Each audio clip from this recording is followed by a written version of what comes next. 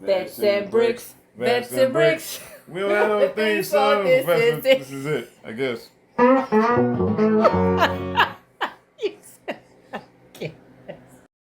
Let's get the bricking. Hello, everybody. Welcome to a special edition of Vets and Bricks. So this is the main episode. So you should have seen our on the road Hawaii version. So we are in Hawaii. We are on the beautiful island, the big island Kona. As you can see, we are in a hotel room. But we wanted to do a special episode, Bricking with Seniors. Since we are together, you know, I live in Chicago and my mother lives in Arkansas. So this is the perfect opportunity. We don't have to do it via Zoom. We are here in person. So you saw our episode where we actually went to the brick store and I picked up this brick heads. So it's Star Wars themed. I am wearing my, of course, Darth Vader t-shirt that Jay bought me. And my mother traveled with her set. She was very smart. I didn't even have to tell her to get that, because she knows I like Star Wars. So she's gonna build that and I'm going to take it with me and hopefully it travels well and it will not break during the travel. Okay, that was a mouthful. If you want to just do a quick introduction of yourself, because I just called you Mom, but you do have a name. Hello everybody, my name is Lou Wendy Jenkins and I am very, very excited to be here on Vets and Bricks. I watch each episode and I think J and T is hilarious. And I like the whole concept of what you guys are doing. Bricking with vets and bricks enthusiasts. Absolutely. So we're going to get started. These are very quick builds. So this is a brick heads. This is a clone Commander Cody. It's only 147 pieces. I mean, so you know I'm going to knock this right out the park. Which one do you have? Well, I have Lego Star Wars. Mine is 119 pieces. So she has the 501st, okay, the 501st Clone Troopers. Oh, perfect. This is going to go perfect in Planet Darth. I have a slew of 501st Infantry. Okay. So yeah, that's going to fit right in. So let's go ahead and dive in. Let's open up our boxes. And I actually have a china cabinet with some Star Wars. And I have the Darth Vader brick head. So this is going to fit right into my china cabinet. All right. And don't forget, I'm going to save our instruction sheets so we can have our QR code and I get my 20 points. 20 plus 20 is 40. Okay, so what we're going to do, we are going to line up our bags. So this only has 4 bags, so 4, 3, 2, and we start with 1. How many bags do you have? I have 3, but mine are not numbered. Oh, well, I guess you don't even have enough to number yours. That's hilarious. And I know every time I watch Vets and Bricks, I do watch how you and Jay count your bag. So I'm looking for my numbers, and I don't even have any. Okay, so that's a testament to just how few pieces you have. So I would suggest, just start with your book and see what it says. So while we're bricking, I sent my mother some interview questions ahead of time so she can review them. And we're just going to do a little interview about, you know, my time in the service and get a mom's perspective on how it felt when your child tells you that they're going to join the service. Okay, so question 1, what was I like growing up as your middle child and only daughter? As my only daughter, of course, by me being the mom, and I was kind of somewhat prissy. And so, of course, you know, whenever I had Tangy, I used to, you know, fix her hair. Whenever I had T, I used to fix her hair in nice ponytails with bows and barrettes and everything. Put her on these little beautiful fancy dresses. But when she grew up, she was all tomboy. Combat boots, Timberlands. Lugs. Lugs, yeah. Yeah, she had lugs. And so even though she was my only girl, Lisa hung out with her, I guess you could say her brother friends or with male friends. She had male friends. And so by you being my only girl, after I couldn't dress you up in the beautiful bows and comb your hair the way that I wanted to. I just had to accept you the way that you were. You remember my room? I had a pink room and you drew. Yeah, my mother's an artist. So she drew pictures on my wall. But yeah, I got a certain age and we painted over all that stuff. Changed my favorite color from pink to black. I see right now I'm going to be like Jay. Jay, whenever I watch your videos, Jay is just talking and while Tangelisa is building. Look, she already has something built. And I'm just now opening up my first pack. And so Jay is usually talking while Tangelisa is building and he has to play catch up. And I know I'm going to be much slower because I don't know what the heck I'm doing. But of course, I'm quite sure she's going to guide me. But getting back to your room, I remember one time my late husband, Pop, we was looking for Tangy. And he was like, have you seen Tangy? Have you seen Tangy? So we was looking for Tangy and we found her in her closet, sitting in her closet. And when I opened up the door, I noticed, that's when I really first noticed that everything in her closet was black. You was going through her, she was going through some type of phase. What type of phase was it? A black phase. Teenage depression, I guess. I thought I was going through my Armageddon phase. I just thought the world was going to end at any moment. And I was like, what's the point? I was a very dark teenager. Jeez Louise. Alrighty. Yeah. What kind of dreams did you have for me before I joined the Air Force?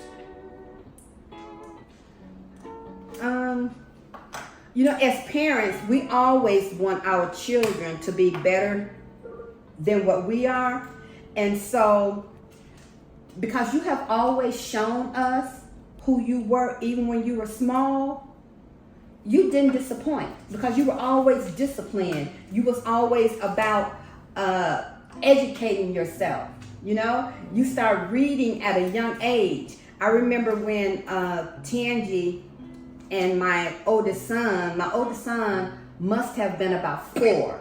So that means Tangelisa was 2. And I remember teaching my son his ABCs, his numbers, how to add and how to subtract. And we was doing his sight words. And I remember very, very clearly, Tangelisa was just 2 years old and the writer came across a sight word and he was hesitating. And at 2 years old, you told me you said what the sight word was. And so that's when I learned at a very, very young age, kids can learn. Yes, I do remember that story. And you realize that children can learn at an early age. Right, and so that's when I start teaching you your ABCs and numbers and your sight words. And you have always been a child who was disciplined. I didn't have any problems with you growing up. If I did, I can't even remember because you were always so obedient, and everything, not everything, but majority of the things that you wanted, you always planned for it. So if I had any type of ambitions on what I wanted you to be, I always wanted you to be the best version of yourself. And I remember for a long time you had a problem with that. Oh, because I wanted to be like you? Yeah, because you always wanted to be like me. And then finally, when you was in the Air Force, you were in the Air Force at the time, weren't you? Or you know? And you was like, you let it go and realized you couldn't be like your mom. You had to be your own person, your own self. I came into my Sith Lord. Yeah, because I remember always telling you, I always wanted to be like you, Tangy, because I lived vicariously through your eyes. I always wanted to go to college and you went. I always wanted to join the military, but you went. I always wanted to be a boss in a company. You are, and you have been. So I was able to live through what you were doing, but you never knew those things. You was just living your life, and I got an opportunity to experience it with you. And that's one of the things that I do love about our relationship is the fact that you share everything with me. And because you actually share, and notice I haven't built a thing, and because you actually share, I was able to live those experiences with you. See, they're telling me to. They're telling you to build. You're sorting. Okay, but I need to. Okay, I guess I probably should open this one first. Open that too. Well, I'm trying to sort because I'm trying to find out what the heck these pieces are. See, you could look at a piece and probably tell what it is, but I can't. Oh, yeah. The hint is the bodies. So they're telling you to build minifigs first, and there's the bodies in there. Okay. So now we can open this one up. And now mix my pieces. So this is one bag, and this is another bag, and this is this bag. How did you feel when I told you I was enlisting? So I joined the military after 9/11. So I was in Fayetteville in college, freshman year, and then 9/11 happened. And I even surprised myself. I didn't even know I was that patriotic. But when that happened, I was like, how dare they? Who the hell attacked us? And I just felt the need to go join the military and defend our country. And so I remember calling you, and what did you think when I told you that? Well, because you have always been the type of child that you are, I knew that because when you said you said, Mom, what do you think if I told you I wanted to drop out of school and join the military? And I was like, well, I know how you are, Tangie. If that's something that you want to do, I'm gonna support you. And then I went and I shared the information with Pop, and Pop said, is she gonna join the Air Force? Doggone Skippy. I'm not crazy. I was going to intelligence, and I went to I did the ASVAB, and I did the MEPS and everything.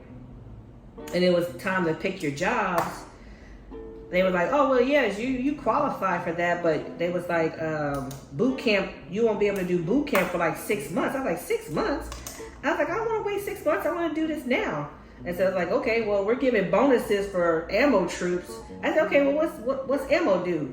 And it was like, you'll be dealing with bombs and missiles. And I was like, ooh. I was like, that sounds fun. So yes, I joined as an ammo troop because I had a high acuity for like mechanics, which is rare for women.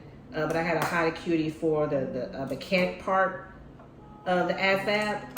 So yes, I went in as an ammo troop. And I remember, so what I remember is went to boot camp. And then when I got my first, in tech school, that's when they tell you your first duty station. And everybody was getting like stateside stuff, and they was like, okay, you're going to England. I was like, I'm going to England? And I was like, I'm going out of the country.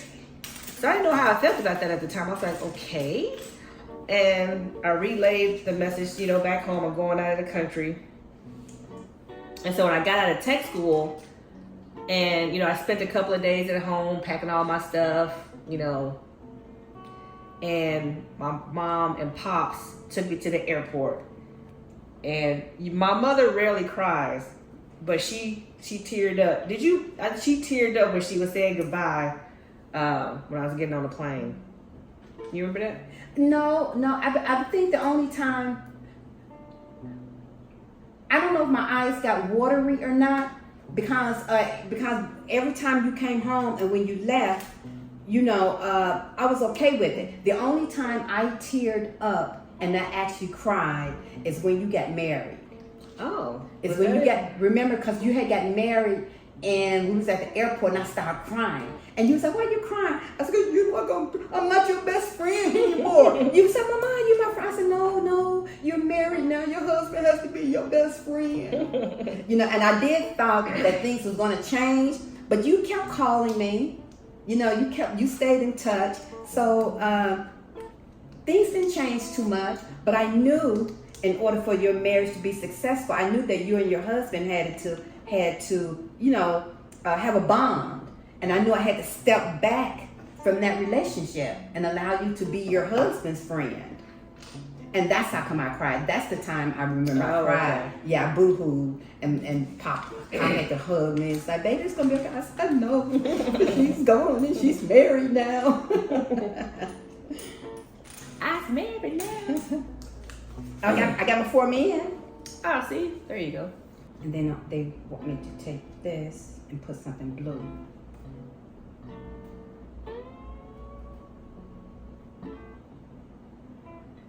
And it goes on his helmet. What was the hardest part about having me serve? I don't think there was a hard part for me because you stayed in contact with me. Because I worked at the post office at the time and I worked nights, Lisa used to call me at work 3 o'clock in the morning, and I used to, I used to case mail at the time, so I would get off my case and I would go in the bathroom and talk to Tangi, or either talk to her on my lunch break, and so you kept me well informed of everything, and because I knew you wasn't in a war zone, I really wasn't afraid. Gotcha. Yeah. You remember that time I called and I told you I had volunteered to go to the desert and you got mad at me? Do you remember that? No, what happened? They were looking for volunteers to go to Iraq. And I was like, I volunteer. You like, don't you volunteer for that? Don't you volunteer for stuff like that? You don't remember that? Mm-mm. Oh, And then what happened? Oh, well, they didn't let me go. They said I would cause an international incident. I couldn't go. And see, and what's funny about Tangi, and one of the, you're gonna constantly hear me say, Tangelise has always been the way that she is, and the older she gets, the more you become who you are. And I remember when they needed volunteers for tell that story. Oh, the suicide hotline? Yeah, they needed volunteers for the suicide hotline. Oh, they wouldn't let me volunteer. They was like, the suicide rates would go up. Classic. Okay, now you have to explain that to your viewers because they'll be like, okay, what's wrong with her? I can't explain that. That's controversial. Jay would get me. Jay would get me. I can't be disclosing my full Sith Lord ways. I have to keep it PG-13. Okay. But, maybe that could be a breaking after dark conversation. Pop and I, we have always been the type of parents to support our kids. And I remember when you wanted some t-shirts. Oh, yeah. And what was it? It was if you ain't ammo, you ain't shit. So IYAAYAS. Yes, that's our motto. If you ain't ammo, you ain't shit. And I wanted to get some t-shirts made that say we blow shit up. And if you see me running, you need to keep up. And they brought them to tech school. Yeah, you guys had them made and brought them to tech school for me. And then Papa said, "Oh, I wear one of these to work." I said, "Ron, you work for the post office. You cannot wear one of these to work." Yeah, ammo was lit. Lit. Did you notice any changes when I came back from the service? We was always conversating about everything. So when you got back, it was just like my daughter's coming back home and you are you. You know what I'm saying? So it wasn't, because sometimes when people go to even boot camp, they're like, "Oh, my child came back different." I remember when you was in boot camp, when you called home, you was like, "Oh my God, they crying. What's wrong with these kids?" I said, "Tender, you should remember you're a little bit older than they are." And I said, some of them are like 18 and 19 years old. They never left home. And you was like, "They crying. Why they crying?" I was like, "Because they parents." Yes, I was 22. I was 22 when I joined.